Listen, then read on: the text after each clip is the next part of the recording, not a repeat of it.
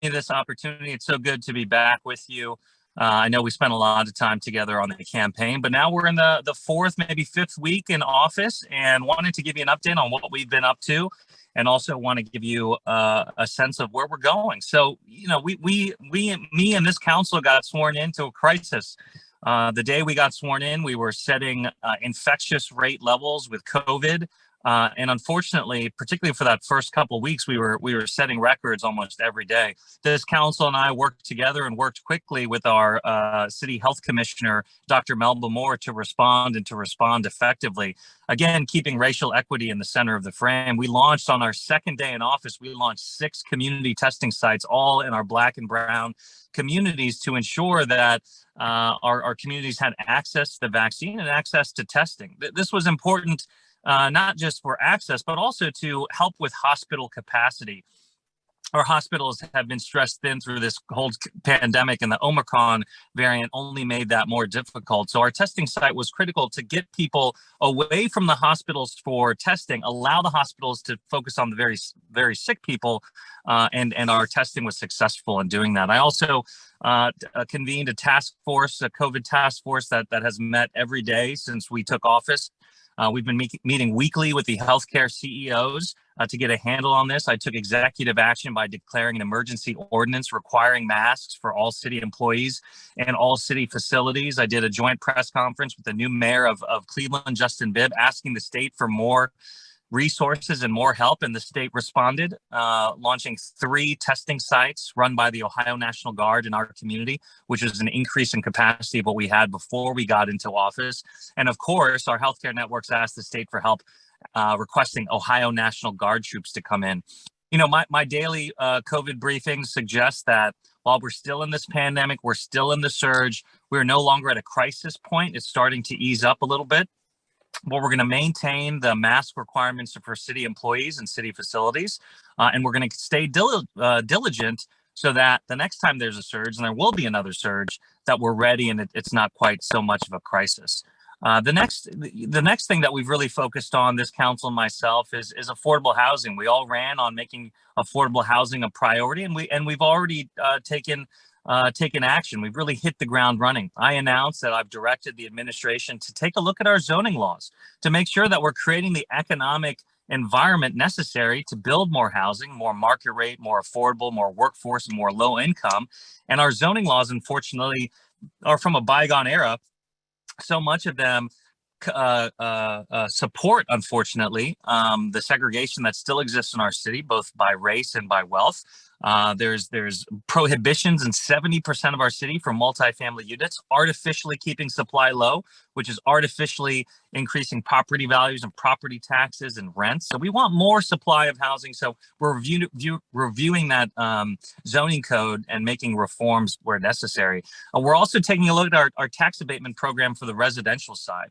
We've heard from our community leaders in Bond Hill and also Hyde Park and Mount Lookout that the results of our residential tax abatement program are completely inequitable. Over 90% of those incentives are concentrated in our wealthiest communities. So we're in the midst of studying that, and we will be announcing reforms very shortly. And then finally, we've got to incentivize and prioritize affordable housing projects. And so Council Member Reggie Harris has really been leading the way in order to accomplish that, passing an ordinance that will bring more LIHTC dollars from the state, low-income housing tax credits from the state to Cincinnati to help us create that atmosphere. In the coming weeks, I'll be announcing more affordable housing around zoning and around our Affordable Housing Trust Fund. But just 4 weeks in, we're already passing ordinances. We're already taking action.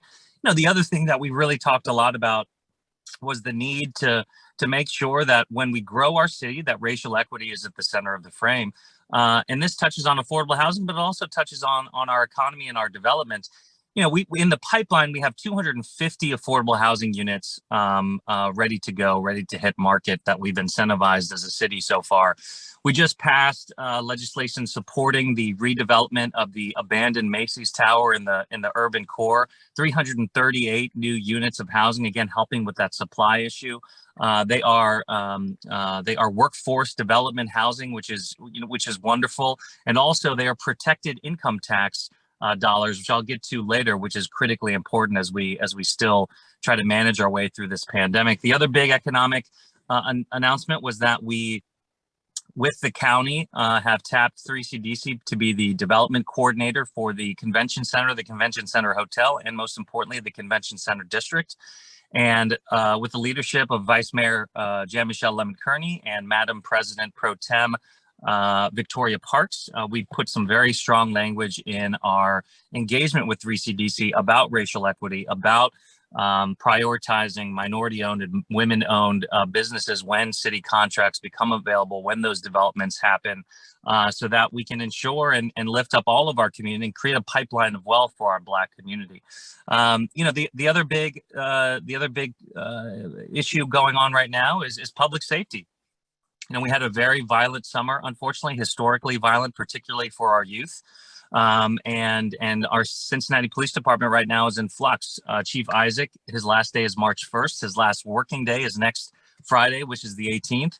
But again, we've hit the ground running. On my very first day in office, I initiated a national search for our new police chief. There will be robust community engagement to ensure that the community has a voice in who the next chief will be and what those priorities will be. And I wish Chief Isaac well. He's created big shoes to fill, but he's committed to continuing to advise and help with that national search. And then finally, I was able to effectively and without drama transition out Paula Boggs-Muthing as our city manager. Thank her for incredible service, and transition in John Kerp, who has a wealth of knowledge and experience working in City Hall. I was able to do that again without drama and very effectively. And so the city has not missed a beat. And the reason I'm in my car is because I've got a hard stop. It was very important for me to fulfill this commitment, but I'm off to LA to tell the international and national media about all the wonderful things happening in Cincinnati, to try and raise our profile and get more investment of both employers and remote employees. If you can live and work anywhere, I want you to choose Cincinnati.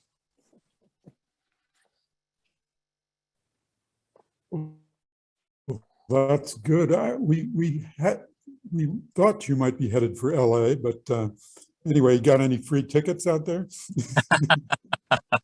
No, I think I got the cheapest tickets in the stadium. I'm not sure I get a chair. I think I'll be standing the whole game, but I'm happy to be there representing the city.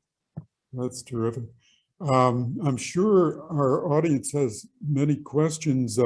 Anybody want to start out?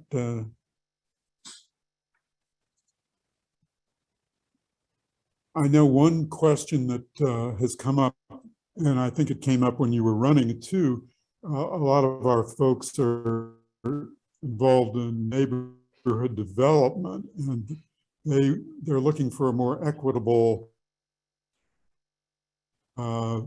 stance in terms of the development in their neighborhoods. Have you had any chance to think about that at all, Mayor? Yeah, of course. I mean, I think I've been very clear that all of our development has to begin and end with our neighborhood. So having strong neighborhood voices, whether it's redevelopment corporations or small business owners or community councils at the table at the very beginning of development through the whole process, is incredibly important. In the last term, council member Greg Landsman passed the development scorecard, which was used for both the 3CDC development and also the Macy's development, and has been a very helpful tool for council to better understand whether or not developments are hitting our strategic priorities, which are housing, climate, public safety, and economic recovery with a prioritization of racial equity. We just it hasn't been made public yet, but we just won a massive grant from the Bloomberg Foundation to institutionalize and make systemic and come up with innovative and creative ways to make community engagement more effective. You'll be hearing more about that once we make that public. And then we can't forget the legislation passed last year by Vice Mayor Lemonkearney about prioritizing community engagement. And so our what makes Cincinnati unique is our 52 neighborhoods, and making sure they have a voice and a seat at the table is incredibly important.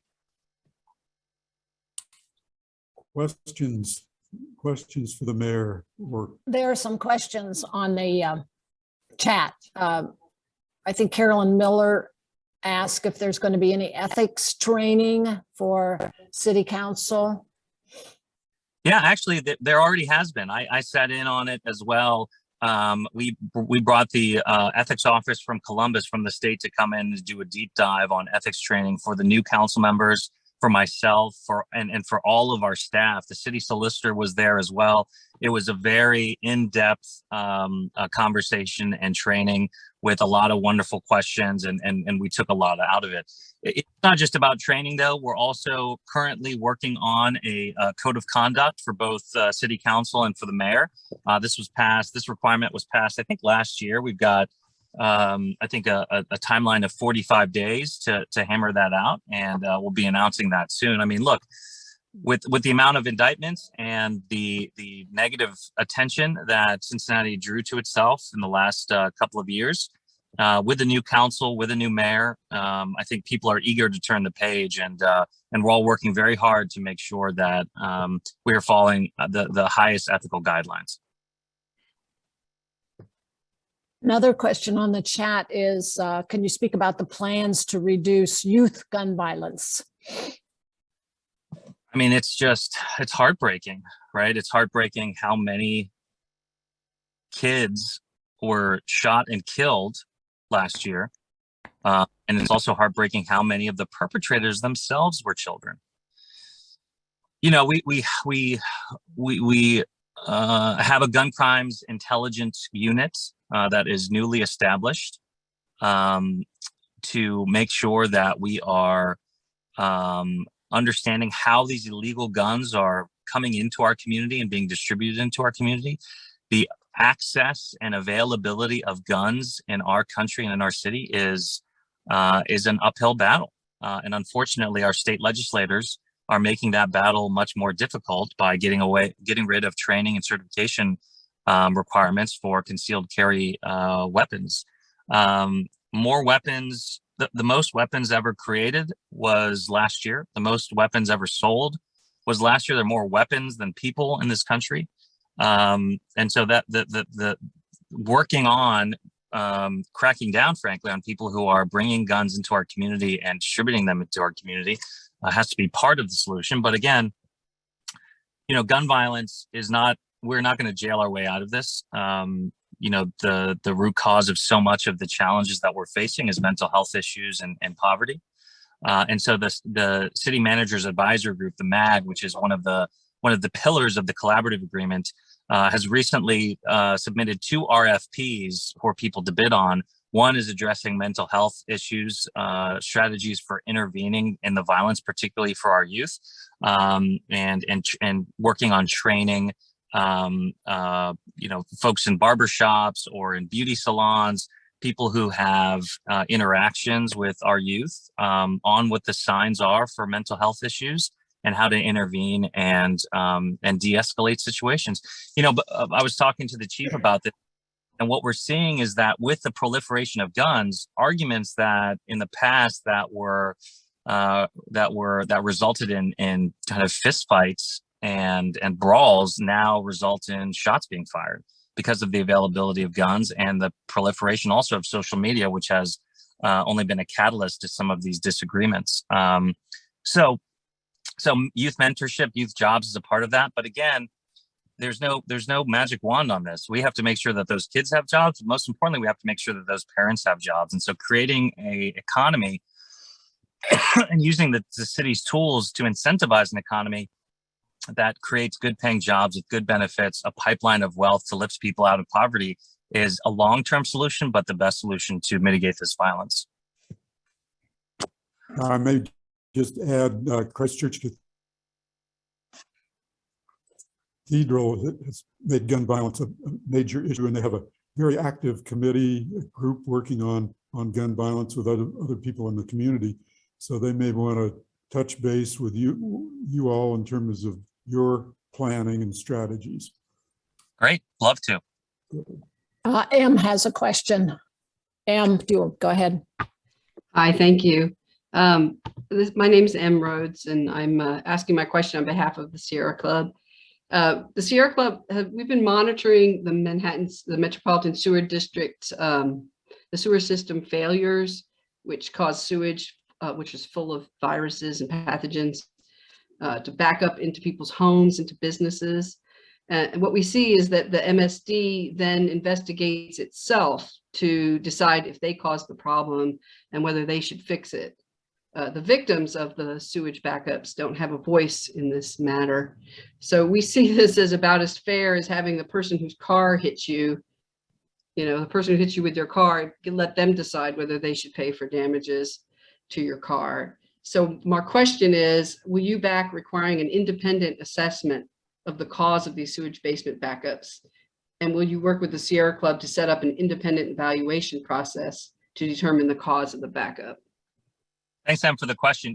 This is the first I'm hearing of this idea of an independent board. It sounds like a good idea in principle. I'd like to learn more about it before I make any commitments. But I can tell you that the failures of MSD, both the sewage backup, the combination of wastewater pipes and sewage, or water pipes and sewage pipes, the kind of mismanagement due to the political conflicts between the city and the county, those are all top priorities of mine. I've already sat down with Commissioner Driehaus, with Commissioner Dumas, and Commissioner Reese, and we're starting to hammer out the broad strokes of what a compromise could look like to ensure that we were providing much better service and kind of getting the politics out of this issue. This is tangentially related, but again, Cincinnati recently, and we haven't announced this yet, but recently won another Bloomberg Foundation grant for in support of our biochar activities. We're one of only, I think, 7 cities in the world to win this grant. And for those of you who don't know, but biochar is a byproduct of after a process where we take wasted wood, dead branches, etc. And it is an incredibly powerful climate fighting tool. It helps with water runoffs. It is a magnet for carbon. It's an incredibly effective fertilizer, and we are leading the way from a sustainability perspective on biochar, along with having the largest city-led solar farm in the entire country. So I've mentioned several times, Em, that climate is one of my top 4 strategies. We'll be rolling more ideas and more investments out in the short term, but you can rest assured that it's on my radar. Thank you. And I am very excited about the biochar. It has a very strong potential to sequester carbon out of the atmosphere. So yay. Thank you. We have another question in the chat. What about reinstituting the Metro Transit tax and split between affordable housing, city capital fund, and city operating fund? Yeah, look, everything's on the table from my perspective to help with our deferments of capital investments, to help with our revenue loss for due to the earnings tax rebates that folks are getting. Let me back up and give you the context of why this question is important. We have a financial crisis looming. And I hate to be alarmist, but this is an existential threat to our basic services. 70% of our basic services is funded by our earnings tax. And because of the pandemic, more and more people are working from home. And if those people have a job in Cincinnati but lived outside of the city, then all of the time that they've spent working from home outside of the city, they can get a tax refund for their earnings tax. So our budget office conservatively projects that will be a $100 million hit to our budget every single year, which would be catastrophic. So the good news is, because of the Biden administration, we have federal dollars to plug that hole in revenue loss for the next 2 years. But after 2 years, we've got to come up with some strategies for reform, either how we structurally fund our cities, or we've got to grow exponentially very quickly in order to have the dollars necessary to pick up the trash and run the city. So I am in the process of meeting with stakeholders throughout the city in order to collect the best ideas possible. to think through, what it looks like, what reforms are necessary, what changes are necessary to ensure that we have the resources necessary to run the city. Owen, did you have a question? Yes, again, I apologize that I don't have my image available, but after I just want to ask more generally, what do you love about your work so far? And what makes you put your head in your hands at the end or at the beginning of the day? Well, let's start with head in. The gun violence is really, it's really overwhelming. And there's no quick answer. It seems like the quick answers in the past have just led to bad results. And so that is an immediate challenge that kind of weighs heavily on me. What keeps me up at night is what I just described, this $100 million hit to our budget year over year. And we've got to work quickly and we've got to work creatively in order to shore up the city for our children, for our grandchildren. What I love about this job is, this job is awesome. It's awesome. Let's start with this. The Bengals are undefeated in my administration. I can't take credit entirely for that, but I am very excited about the hope, the optimism, the enthusiasm that's going on in the city right now, and getting to be a small part of that is incredible. I love bragging about Cincinnati to international and national outlets. That's why I'm going out to LA to just share our story. Talk about the collaborative agreement. Talk about the fact that we elected the first Asian American mayor in the Midwest. That all is happening right here in Cincinnati. I'm so excited to brag about our city.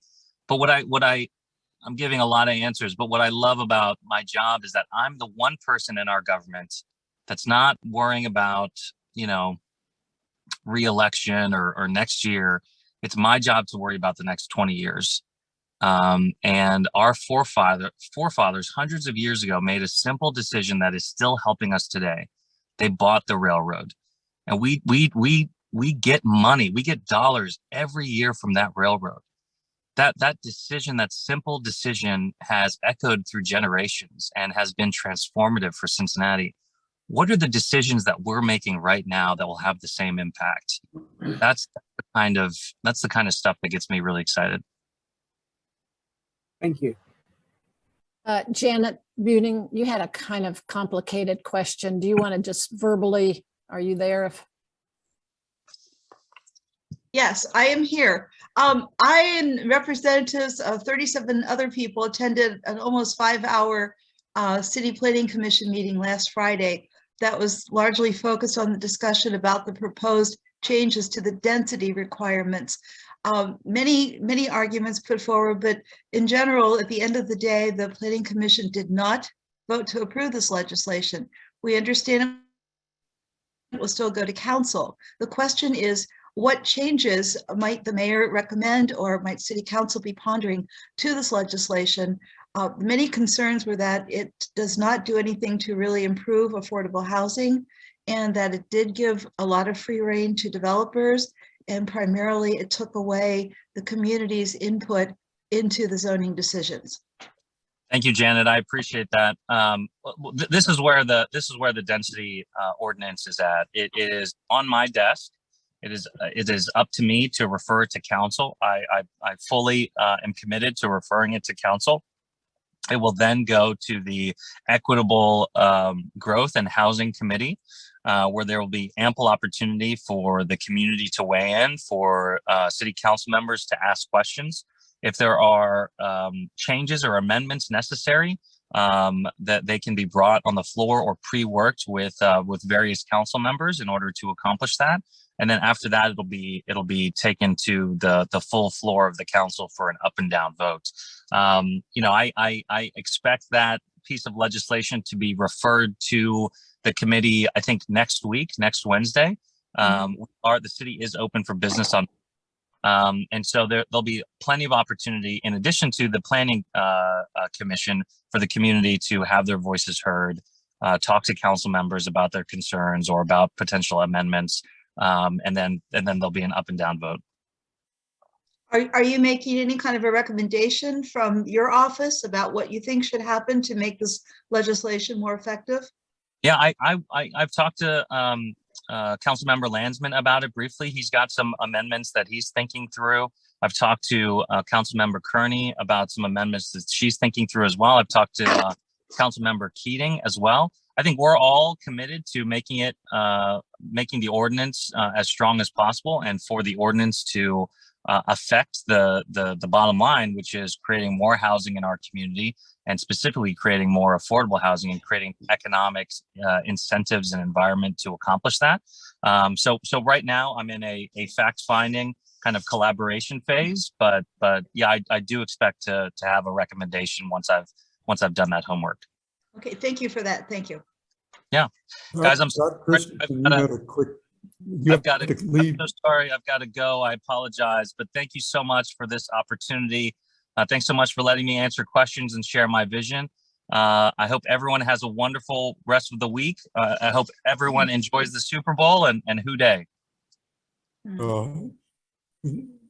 Thank you very much, and we will have you back, Mayor. Thanks Great, a lot. Is the Vice Mayor with us yet?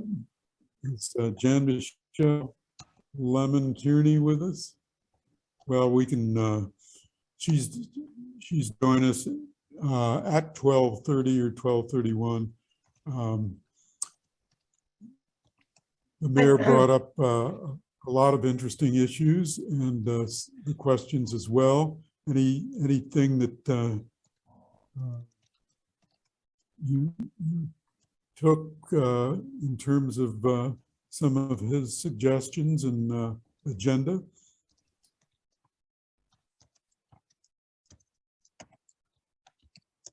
I don't think John Michelle can No answer further. the question that? I was going to ask. I think you were just about to call on me, Bill. I was, yeah, that's right. With the About picking the city manager, yeah. I think the Charter Committee has been particularly interested in getting back to a valid city manager process. And so you want to explain that a little to us, Don? Well, my specific question was whether or not he would plan to use the executive privilege with city council, so that city council has an opportunity to interview as a group all the finalists that they're coming through for city manager, rather than having the city manager just present one candidate, which is what John Cranley did. And the charter clearly allows for the executive session on an issue like that. And Charter Committee is very much interested in seeing that process be followed, that there's an opportunity for a lot more input and in getting information from more than just one candidate. Yeah, I know, of course, formerly it was the whole council selected the city manager. And in fact, we saw on the website, was it recently that we saw on the website that it wasn't even called a council manager plan, it was called a mayor manager plan or something like that. So I know in terms of selecting a city manager, it would be really a good idea to have council involved. So I'm glad you brought that up. I'm sorry the mayor didn't get to respond to that.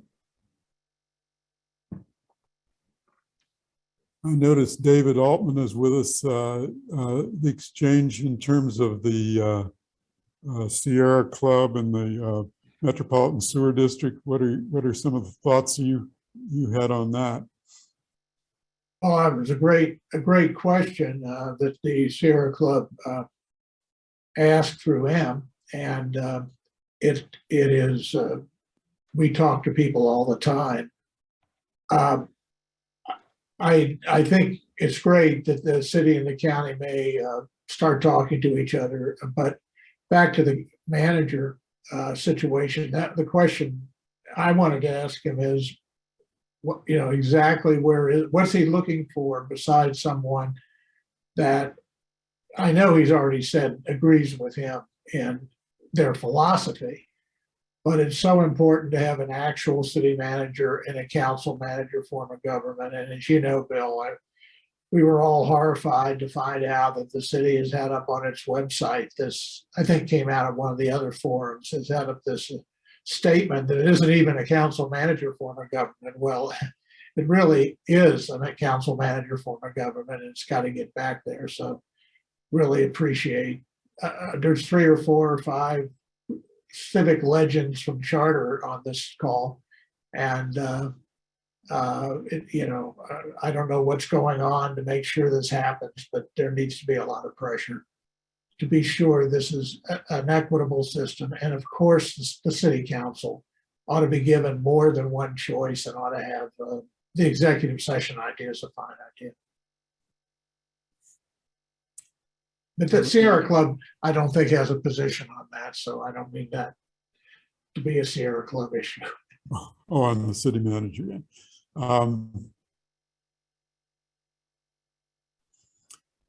The mayor brought up the factor of a loss of funding. Aren't there some certain legal questions here? Say somebody works for Procter & Gamble and who is city-based and located in the city, but they're working from home.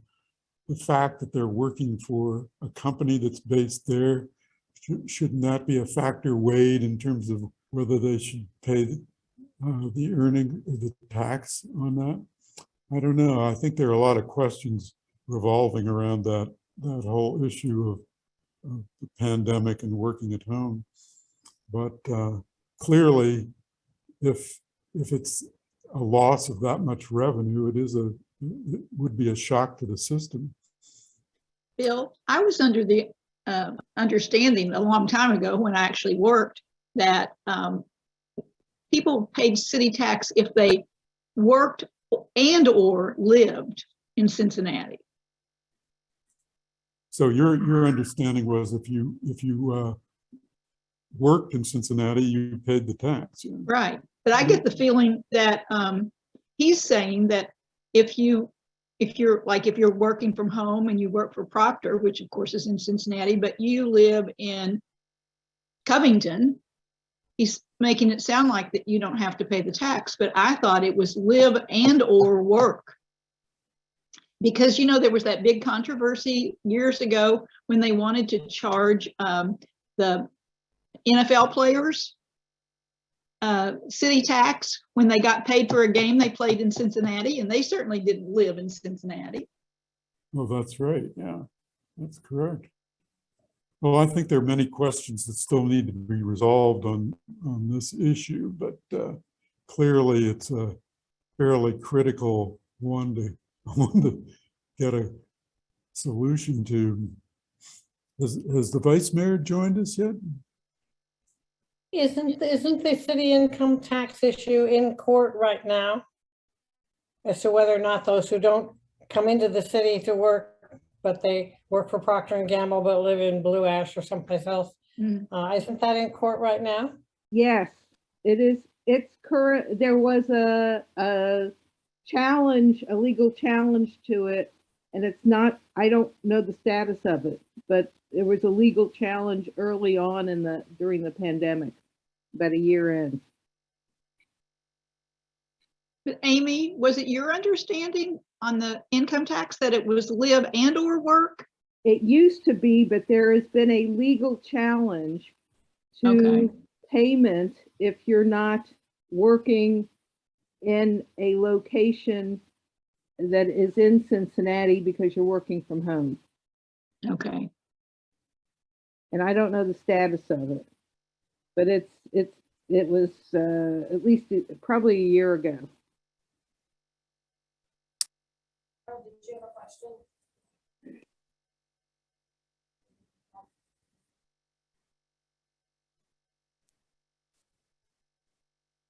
I had one if you're talking to me.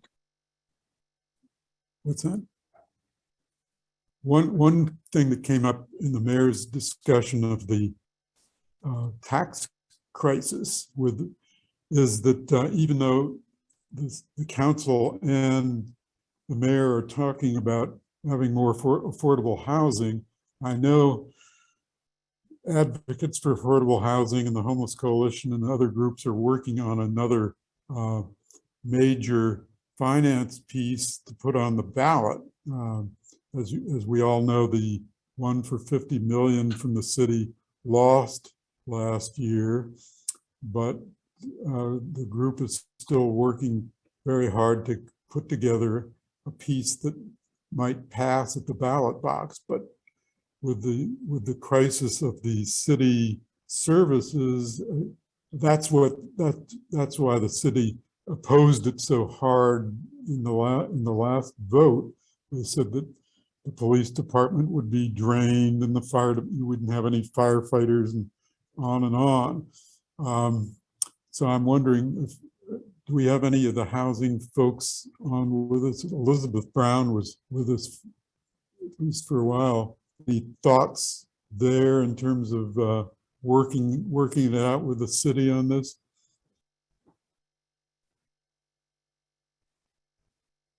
Hi, Bill. It's John Schreider. Can you hear me? Hey, John. Yeah, I've been Yes, able to yes. listen to the mayor's presentation, and we do have this budget problem with projected loss of income. That's a very serious problem. I think housing advocates are hopeful that we will go ahead and increase somewhat the earnings tax, and for a significant chunk of that to go to affordable housing. We need to have money in the form of grants to build and renovate truly affordable housing for low-income people. Loans don't get you there, and so that's why we have to have an affordable housing trust fund.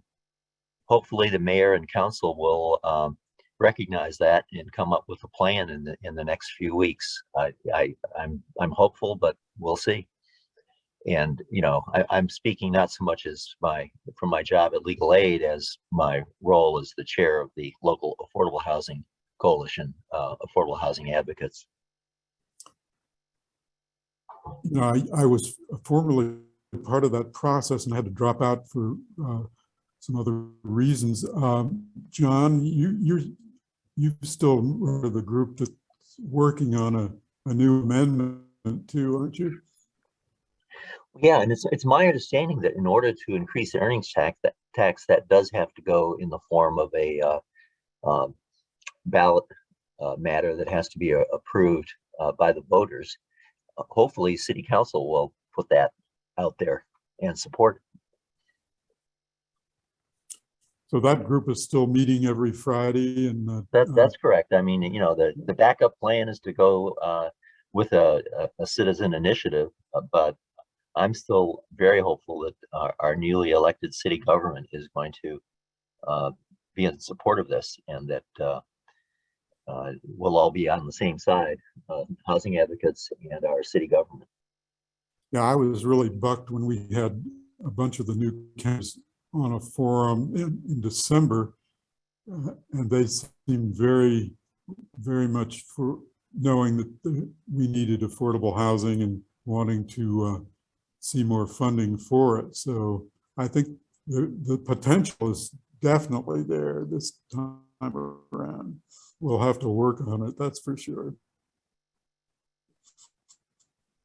Any other thoughts on other issues? We don't seem to have our vice mayor with us. I'd like to offer something, a comment, a question, if it's okay. I don't want to be rude. I did put my hand up. Oh, sure, sure. Thanks. My name is Laura Hamilton, and I just joined in late, and I really appreciate you guys holding this forum and letting me speak really quickly. You're talking about the payroll tax, and I'm a former community council president, West Price Hill, and continued to be, I guess you'd call me an activist, for lack of a better word. But what I want to say is I've noticed and have a concern regarding this payroll tax that our city has a formula by which they tax corporations, and it's sort of a three-part formula. And one of the three pieces of that formula involves money that you paid to employees who were inside the city of Cincinnati when they earn that money. So I think there may be sort of a double hit when people live in Covington, as the example was given, that then the Procter and Gamble also would, their formula would be reduced for the corporate tax they pay to the city of Cincinnati based on all those people who live possibly in Covington under potentially what's going on. I believe that's true, and I haven't heard a lot spoken about, and I think that ties in very handily with the current push for density that Liz Keating has put forth, which is put forth as an affordable housing measure, but it's not an affordable housing measure in my mind. I think John Strider probably agrees with that based on a letter I saw from him, but may kind of be underneath all of this. So it's something for folks to think about and for folks to figure out going forward if that's playing in with the budget crisis and whether that is playing into any sort of efforts that are being offered. Thanks. Thank you. And we do have the Vice Mayor, Jan Michelle Lemonkearney, with us. So welcome. The Mayor was with us the first 30 minutes. So we have, what, about 15 minutes to go. So Jan Michelle, our new Vice Mayor, what words do you have on this year in council? Well, we have a really good city council full of energy and ideas and excitement. You know, a lot of things are on our agenda that everybody knows from everyone's campaign. I think we all have similar issues. One is increasing home ownership. Another one is increasing affordable housing. Another one is making sure our neighborhood business districts are thriving, cleaning up these litter and dumping sites. You know, there's a lot, there's a whole list. And so there's lots of work to be done. And I think we are pretty much hitting the ground running.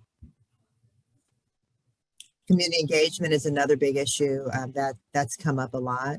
We do have the ordinance in place, and now it's a matter of moving it forward so that we have real community engagement with all segments of city council and government. Really important.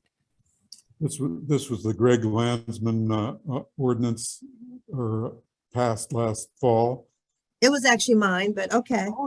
So we better give you the credit then. No, actually, you know what? It's not. I can't even take credit.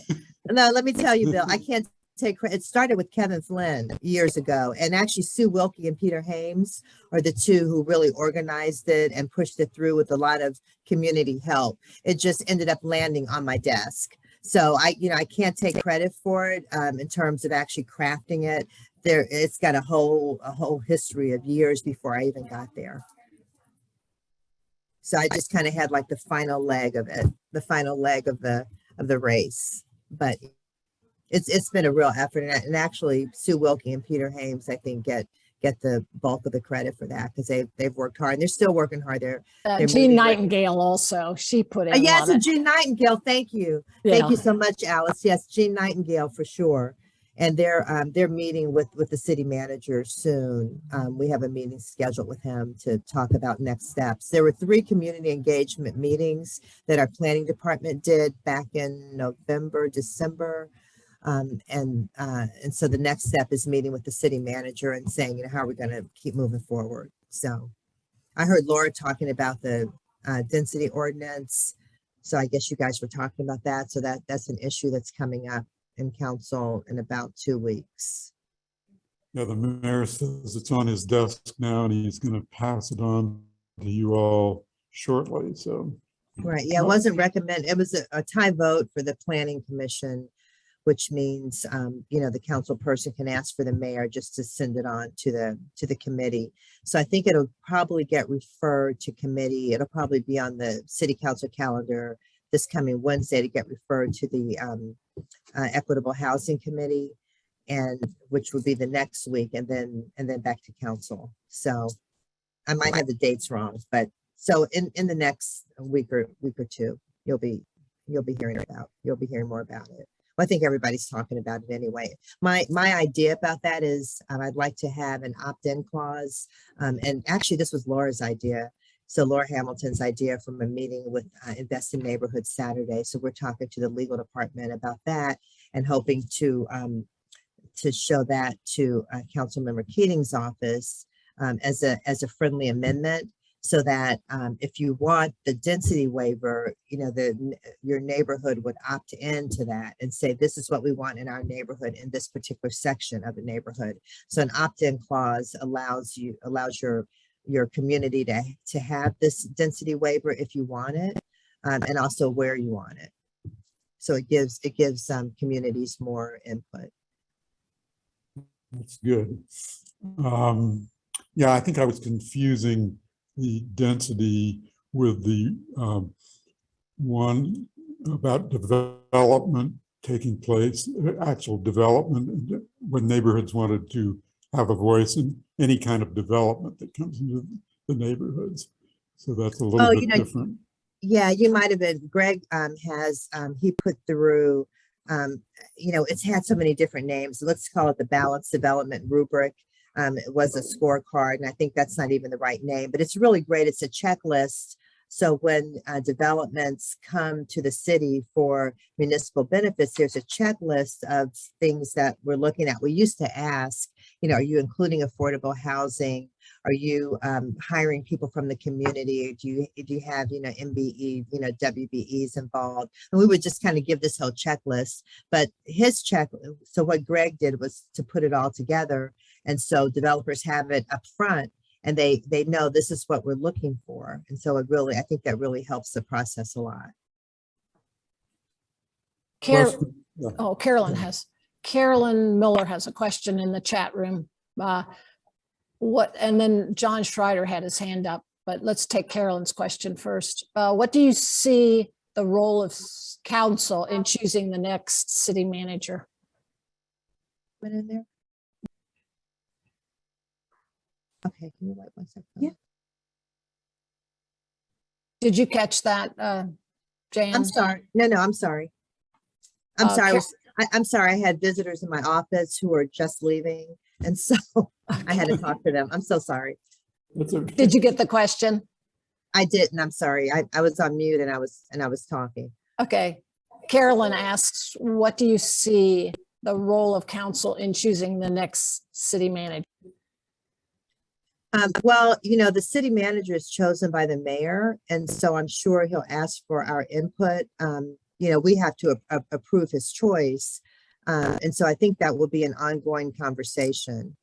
The city council will be involved in that sense. I mean, we have to look and see what qualifications we want, and do a deep dive into all the candidates. That's really important. That was a criticism with the interim, maybe not a criticism I really agree with, but someone said, well, you haven't looked at the personnel file. But the thing is, I think with the current interim, most of us have worked with him in some form or fashion and knew him really well, and knew that he was really capable of stepping in, and frankly, he's doing a great job.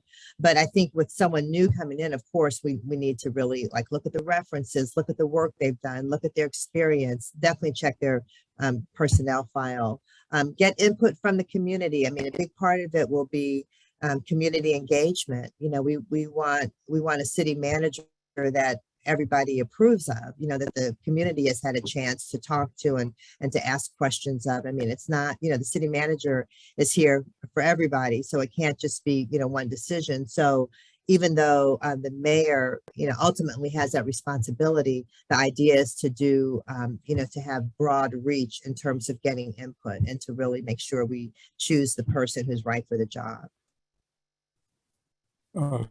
John, and I can tell you the mayor is definitely on board. I don't know whether Aftab had a chance to talk about that, but of course his idea is to be broad and to get a lot of input.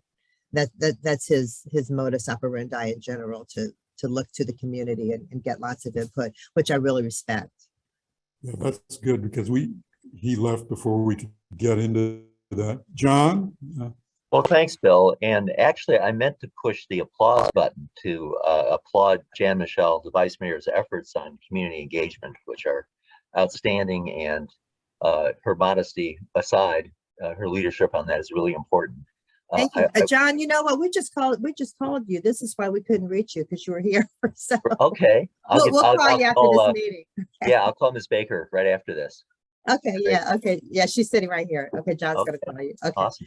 Well, All so right, I do want to take just a moment to say something about the proposed zoning change. And I know that the vice mayor has been interested in trying to find a way to have increased density and ensure that we get more equitable opportunities in terms of home ownership and affordable housing. So hopefully City Council will find a way to strengthen the proposal in that regard.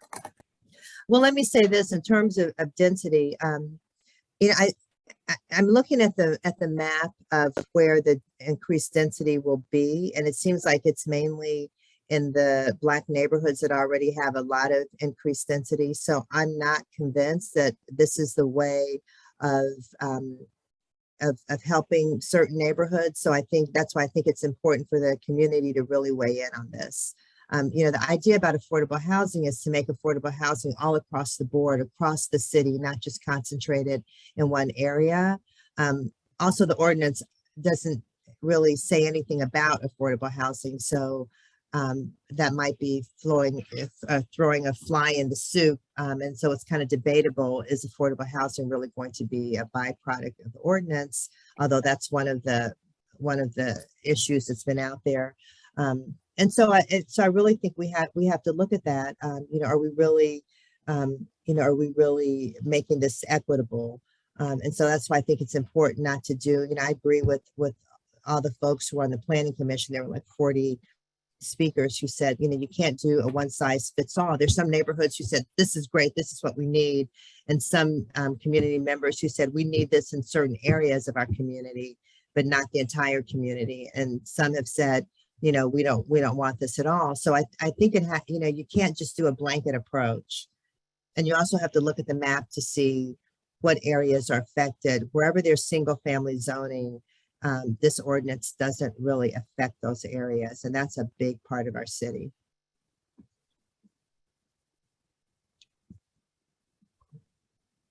Questions for our vice mayor? Oh yeah, David Altman. Yeah.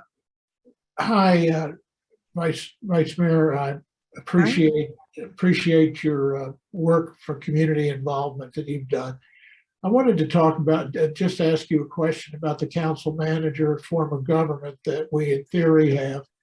And that is, you know, the mayor is allowed. Alice and I are both smiling. Okay. I can see Alice smiling on that one too. Okay, I'm sorry, David, go ahead. Yeah, the mayor is allowed to give you more than one choice. And city council, it was voted, when it was voted on, it was called the council manager form. And there was a very big deal made by the ICMA. They had the ICMA come in and it said it's just barely a council manager form. But if you guys, because you're on city council as well as being the vice mayor, if you guys could really assert yourself to bring back more of the council aspect of this, it's perfectly consistent with even the revised code. And it would be inspiring to this 5 or 6 of us anyway, who believe in the council manager form of government and believe it was one of the best gifts we've ever had, along with the railroad, as the mayor pointed out, from the citizens of Cincinnati. You know, so here's what I'm just looking at the history. The council manager form of government was definitely a huge improvement. I think the glitch happened when the whole issue with Fountain Square was that like 1999. I might have the year a little wrong, but nothing could get decided because, you know, there was so much politicking about what to do. And I think at that point, that's when it was decided that, you know, council having all that influence over the city manager wasn't the best idea, that, you know, let the mayor pick the city manager. So I don't know. I think the citizens need to really debate that, you know, can we get something done? I mean, this council could for sure, but, you can't look at people, you have to look at policy. So if we have a really contentious council in the future, we don't have that now. I mean, we don't all agree on everything, but I think everybody has enough respect for each other to debate different ideas and different issues and come up with a solution together. Council hasn't always been that way and might not always be that way. So if we get to that area, if we get to that scenario again, which, seems likely or possible, are we going to be able to actually get some things done in terms of, and I think that's what happened. That whole Fountain Square, just that it sat there for so long because there was so much politicking going on. And I think that's why people wanted, more the stronger mayor form of government where the mayor picks the city manager. Well, So I think it's open for discussion. I think it's a great discussion. It's something we shouldn't just, push aside. I think you're right for bringing it up. I'm not sure what the answer is, but yeah, I'd be it's happy to fill you in on what role Season Good Foundation played back at the time. Yeah. Because I was obviously in the middle of that, and that's only one perspective. right. But you might find it to be interesting. Oh, absolutely. Absolutely. Yeah. It's a great discussion and something we shouldn't stop talking about. Anything we can do to make our government better is always a plus. Any last minute thing you would like to? Can I add to that a little bit? What's Go that? ahead, Dot. Yeah. The question I was going to ask the mayor, and we ran out of time, was would he consider having the top candidates, multiple candidates, use the executive session and have the entire council have a group interview with the top candidates? It seems to me particularly important because the council does know the interim manager, and it gives him a very heavy-handed advantage because he's known and would be well accepted. But to give the other candidates a reasonable chance, I was going to ask if he would use the executive session to include the council in interviewing the top 3 candidates. What do you think of that? Well, yeah, I can certainly throw that by him. I can tell you, since I've been on council, we've never used executive session. Everybody's always nervous about that because, there's a big push to make sure everything's done out in the open. But it's a personnel issue and it's legal. Yeah. Yeah. Well, we did the evaluation for our city manager out in council, which, I thought could have been a little uncomfortable, worked out well. But because we had talked about, or several people had mentioned, should we do this in executive session? And the answer was, well, let's keep it out in the open. So yeah, so I'll ask him about that. But I know that I know he wants a lot of input from the community. So what I hear you say is you want to make sure that council people get a fair chance of talking with the candidates as well. But maybe there's an open forum where that can happen. So we'll see. Let's throw out all the possibilities. I mean, the key is for people to get input and really get to know who the candidates are and then weigh in on it in some legal way. That's, maybe not behind closed doors, but, we'll see. Well, we've reached the end of our time. We love having the vice mayor with us anytime, and we teamed up well with the mayor today. So thank you very much, Jan Michelle. Any word of wisdom you want to leave us before we sign off?